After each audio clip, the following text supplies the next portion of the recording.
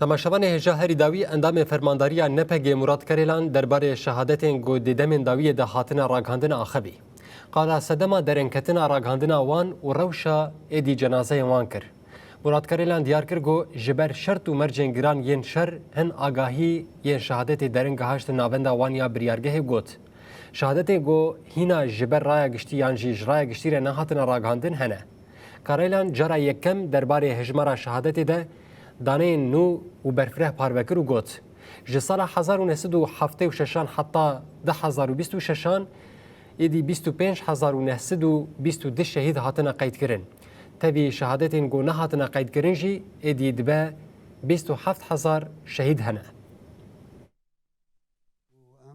د شرکی پر گران دابون.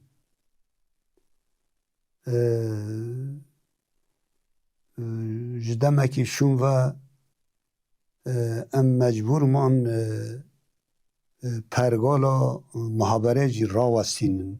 جبو اولکاری حوالان جبو نوی شهادت گلک حوالان زو ندگیشت بیریارگه آنجی جی پیویست آگاهی درنگ دهات پشت اره آگاهی هات لیبله شر بردام بو و شهید روزانه هبود و هر و شهیدنا کت روزه و سا شهیدین که آگاهی وان درنگ هاتی ما درنگ ما یعنی و سا درفتی که هم و سا اعلام بکن پر چه نبو لیبله نو مخوادا اشکره بو یعنی مثلا شهیدین ها بیرانی نیوان هاتی را گیاندن ما بری نوخوادا لسر اون پرکن جوین چه کرنه نقاش کرنه جبو بیرانی نیوان جوین هاتنه چه کرنه یعنی نو مدا آلنی بو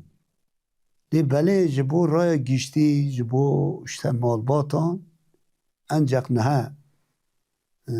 درفت چه بو و وسا و دمکی پر نه درنگ دو ام همه شهیدین شورشه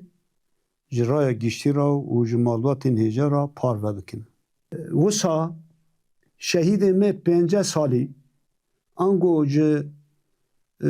1976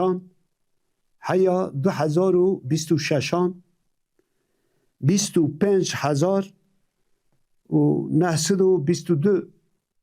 شهید هنن هن شهید که نهاتی قید کرنجی هنن به تایبت دنافبر سال 1984 و 2000 دا هن حوالین می که نهاتی قید کرن هنه ام باور دکن ابنا در دور 1000 حوالینه بلکه 1000 تشتک بن